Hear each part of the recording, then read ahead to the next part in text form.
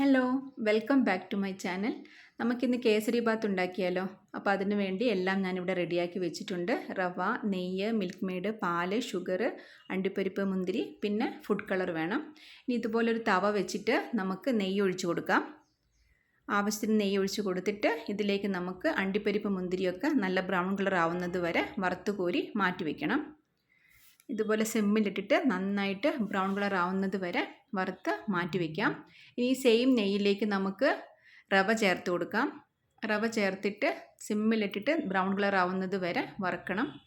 വറുത്ത റവയാണെന്നുണ്ടെങ്കിൽ പെട്ടെന്നാവും കേട്ടോ. ഇത് പച്ച റവയായതുകൊണ്ട് നന്നായിട്ട് ബ്രൗൺ കളർ ആവുന്നത് വരെ വറുത്ത് മാറ്റി വയ്ക്കണം.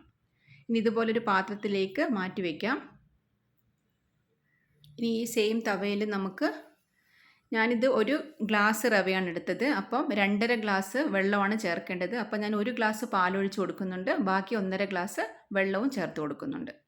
എന്നിട്ടാണ് ഞാനിത് റവ വേവിച്ചെടുക്കുന്നത്. ഇനി നമുക്കിതിലേക്ക് കുറച്ച് മിൽക്ക് മെയ്ഡ് ചേർത്ത് കൊടുക്കാം. മിൽക്ക് മെയ്ഡ് നിങ്ങൾക്ക് ഇഷ്ടമാണെന്നുണ്ടെങ്കിൽ മാത്രം ചേർത്താൽ മതി, ഇല്ലെങ്കിൽ പഞ്ചസാര ചേർത്താൽ മതി. ഞാൻ കുറച്ച് മിൽക്ക് മെയ്ഡും ചേർക്കുന്നുണ്ട്, ബാക്കി പഞ്ചസാരയും കൂടെ ചേർത്ത് കൊടുക്കുന്നുണ്ട്.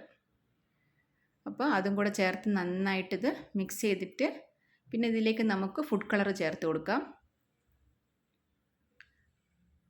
ഫുഡ് കളർ ചേർത്ത് കൊടുത്തിട്ട് ഫുഡ് കളർ നിങ്ങൾക്ക് ഇഷ്ടമുണ്ടെങ്കിൽ മാത്രം ചേർത്താൽ മതി. ആ യെല്ലോ കളർ കാണുമ്പോൾ ഒരു ഭംഗിയല്ലേ, അപ്പോൾ അതിന് വേണ്ടിയിട്ട് ചേർക്കുന്നതാണ്.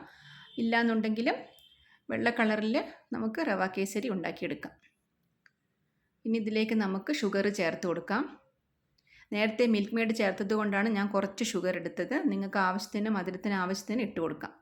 ഇനി ഇത് ഞാൻ കുറച്ച് വാനില എസൻസ് ചേർത്ത് കൊടുത്തിട്ടുണ്ട്. ഈ സമയത്ത് നിങ്ങൾക്ക് ഫ്ലേവറിന് ഏലക്കായ പൊടി വേണമെങ്കിലും ചേർത്ത് കൊടുക്കാം.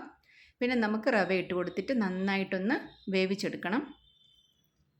ഇതുപോലെ ഇളക്കി കൊടുത്തുകൊണ്ടിരിക്കണം, ഇല്ലേ കട്ട പിടിക്കും. ഇളക്കി കൊടുത്തുകൊണ്ടേ ഇരുന്നിട്ട് നന്നായിട്ടിത് വേവിച്ച് മാറ്റി വയ്ക്കണം. ഇനി ഇതിലേക്ക് നമുക്ക് കുറച്ച് കുങ്കുമപ്പൂവ് ചേർത്ത് കൊടുക്കാം. എന്നിട്ട് വീണ്ടും നന്നായിട്ട് മിക്സ് ചെയ്യണം. ഇനി നമ്മൾ നേരത്തെ വറുത്ത് വെച്ചിരിക്കുന്ന അണ്ടിപ്പരിപ്പ്, മുന്തിരി ചേർത്ത് കൊടുക്കാം.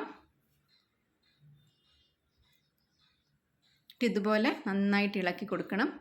ആവശ്യത്തിന് വേണമെന്നുണ്ടെങ്കിൽ കുറച്ച് നെയ്യ് ഈ സമയത്ത് ചേർത്ത് കൊടുക്കാം. എന്നിട്ട് നമുക്ക് ഇതുപോലൊരു ബൗളിലേക്ക് മാറ്റിയിട്ട് ഇതുപോലെ ഡെക്കറേറ്റ് ഒക്കെ ചെയ്ത് നമുക്കിത് സെർവ് ചെയ്യാം. അപ്പോൾ നല്ല ടേസ്റ്റിയാണ്, ഈസി ആയിട്ട് ഉണ്ടാക്കാനും പറ്റും. അപ്പോൾ എല്ലാവരും ഉണ്ടാക്കി നോക്കണം. എൻ്റെ ഈ ചാനൽ സബ്സ്ക്രൈബ് ചെയ്യാത്തവർ സബ്സ്ക്രൈബ് ചെയ്യാൻ മറക്കരുത്, സപ്പോർട്ട് ചെയ്യാനും മറക്കരുത്. Thanks for watching.